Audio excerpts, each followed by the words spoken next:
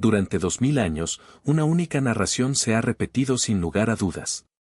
Una historia en la que Judas ocupa un lugar solitario en la memoria humana, no como héroe, ni como sabio, sino como el eterno villano. El traidor. Responsable de la caída de Cristo. Pero ¿y si todo lo que te dijeran fuera solo una fachada?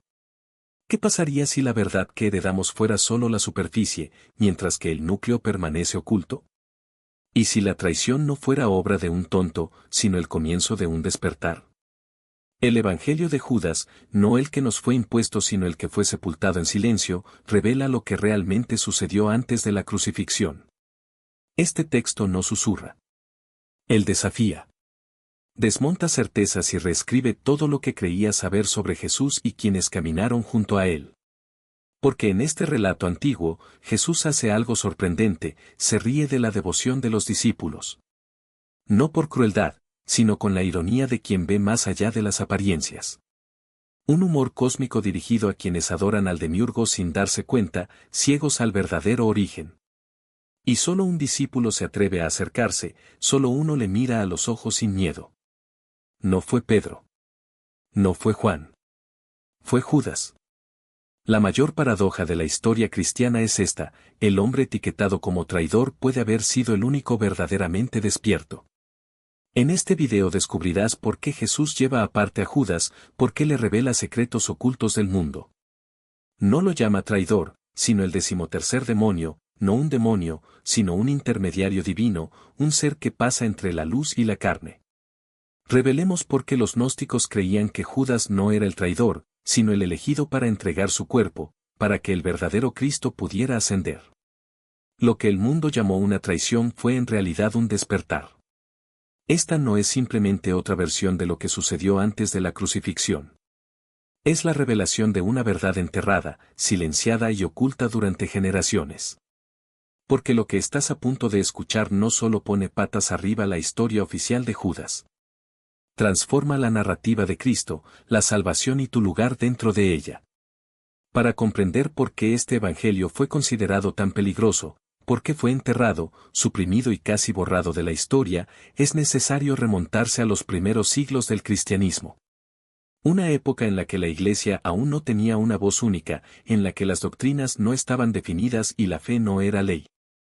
El mundo del siglo II no estaba unificado, era una tormenta de interpretaciones. No hubo un solo cristianismo, sino muchos. Comunidades repartidas por Egipto, Siria, Roma y Asia Menor, cada una con su propia visión de Jesús. Algunos lo veneraban como al hacedor de milagros, otros como al Señor resucitado. Pero había otro grupo, más pequeño y discreto, un linaje de místicos llamado gnósticos, que no solo creían saber. Para ellos, la salvación no procedía de la obediencia, los rituales o la adoración de un Dios externo, sino de la gnosis, un despertar interior, un recuerdo de donde realmente surge la conciencia. Y aquí comienza el primer conflicto con la Iglesia. Los gnósticos enseñaban que el Dios del mundo físico, el Dios del Antiguo Testamento, no era la verdadera fuente. Lo llamaron el demiurgo, el señor de la materia, el creador de las formas, el arquitecto de un velo cósmico que aprisiona a las almas en la ignorancia. El Dios verdadero, el origen, existía más allá de este mundo, más allá de la carne, más allá del tiempo. En el reino de la luz pura conocido como pleroma. Y, según el Evangelio de Judas, Jesús no vino del demiurgo, sino de Barbelo, el seno eterno de la creación, la primera emanación del Padre escondido. Esta revelación sería suficiente para sacudir la ortodoxia, pero la segunda es aún más radical. No todas las almas tienen la misma capacidad de despertar. En la cosmología gnóstica, la humanidad se divide en 3 tipos. El lílico, nacido de la materia, incapaz de alcanzar la gnosis. Almas psíquicas, no en el sentido de adivinación, sino centradas en el espíritu, que pueden despertar, pero solo a través de la revelación. Y las almas pneumáticas, nacidas del espíritu, para quienes la gnosis es natural e inevitable. Y aquí es donde Judas deja de ser solo un nombre y se convierte en un símbolo. La mayoría de los discípulos del Evangelio de Judas son psíquicos, capaces de devoción pero ciegos a la gnosis. Apegados a los rituales, adorando al demiurgo sin darse cuenta. Solo Judas ve el verdadero origen de Cristo. Solo Judas ve a Barbelo, el vientre divino del que emana Cristo. La primera idea más allá del Dios material. Judas se levanta y dice lo que otros temen. No porque sea mejor, sino porque es capaz. Este evangelio no fue escrito para las masas. Fue escrito para la generación inquebrantable. Los elegidos setianos, los pocos que podían soportar el conocimiento prohibido. Buscadores como tú. Y cuando los líderes protoortodoxos como Ireneo descubrieron este texto, inmediatamente reconocieron la amenaza. No era solo una doctrina diferente, sino un Jesús completamente diferente. Un Jesús que ríe, que enseña a través de enigmas, que elige a un solo discípulo para la misión que ningún otro podría soportar. Un Jesús cuya misión no era sufrir, sino liberarse del cuerpo. Este era el Jesús que ni Roma ni la Iglesia podían contener o controlar. Por lo tanto, el Evangelio de Judas fue condenado por la Iglesia ya en el año 180 después de Cristo, etiquetado como herejía, sellado y olvidado. Durante casi 2 milenios desapareció, hasta que fue redescubierto en Egipto alrededor de la década de 1970 y finalmente publicado en 2006. Ahora tenemos en nuestras manos el texto que alguna vez fue enterrado, silenciado y casi borrado de la memoria. No es un mito, es un manuscrito. No son rumores, es una voz resucitada.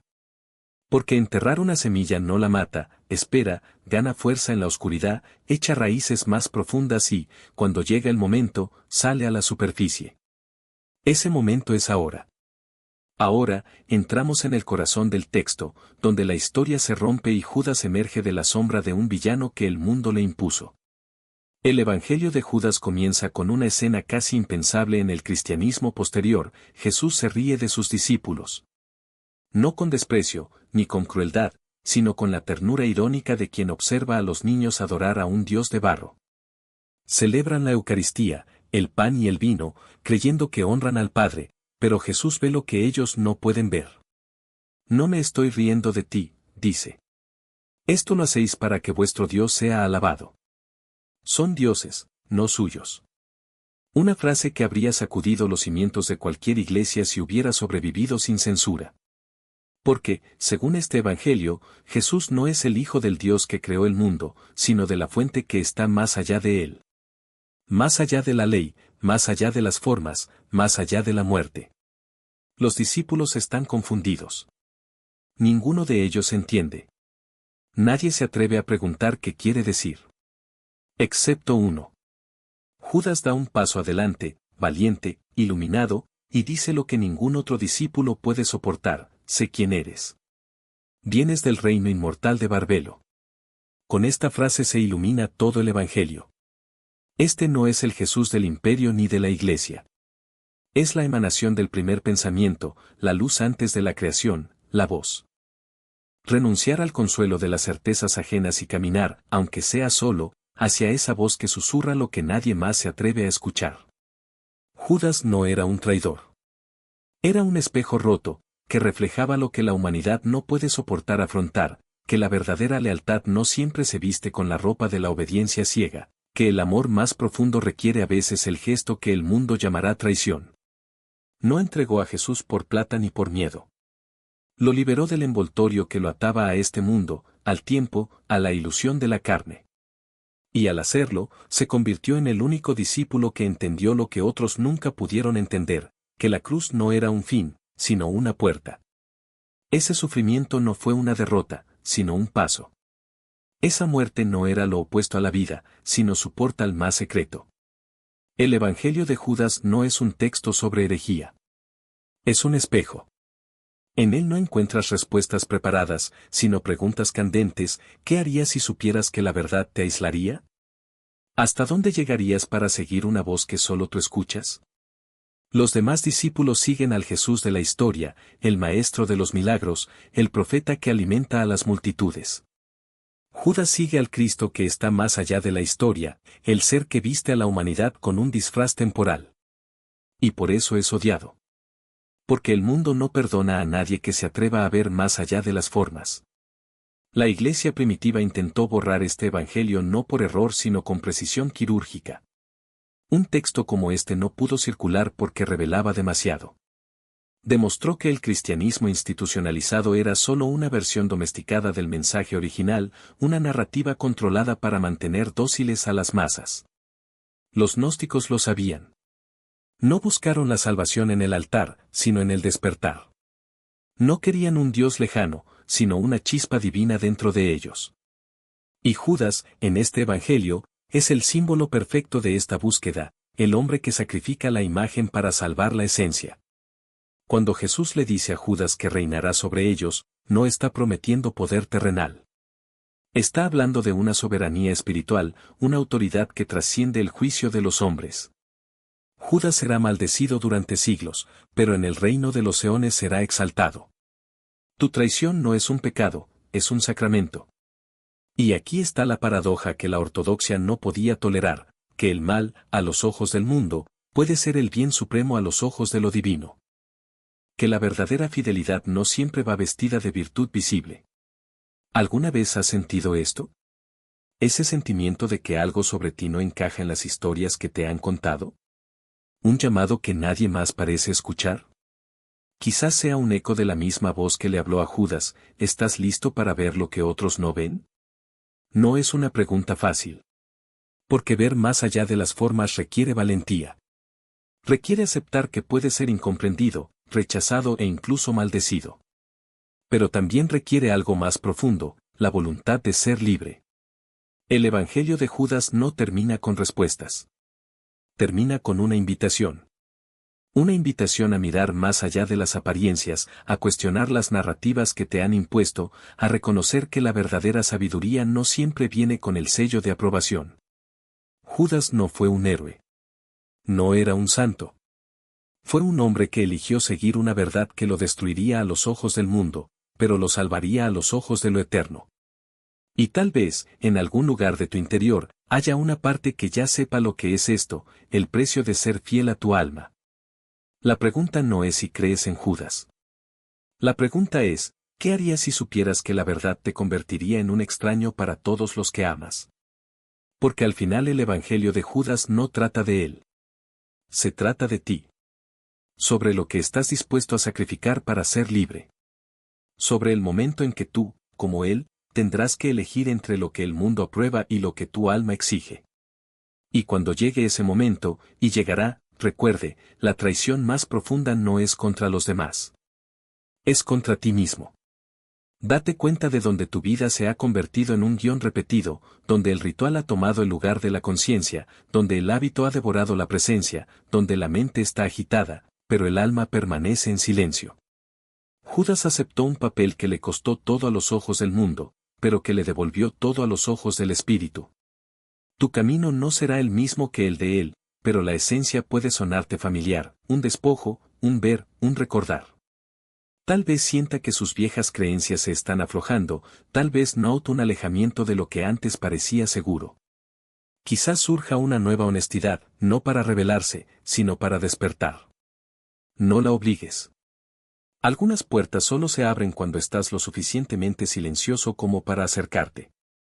Deja que este evangelio te refleje hacia ti mismo, no para justificar a Judas, sino para reconocer el lugar dentro de ti que anhela ver con claridad, incluso si esa claridad te separa de la multitud. El despertar no se trata de tener razón, sino de ser sincero. Y la verdad rara vez viene acompañada de aplausos. Estás aquí porque algo en ti lo reconoce, un recuerdo, un temblor, una chispa. Déjalo profundizarse, déjalo expandirse, convertirse en lo que siempre estuvo esperando ser.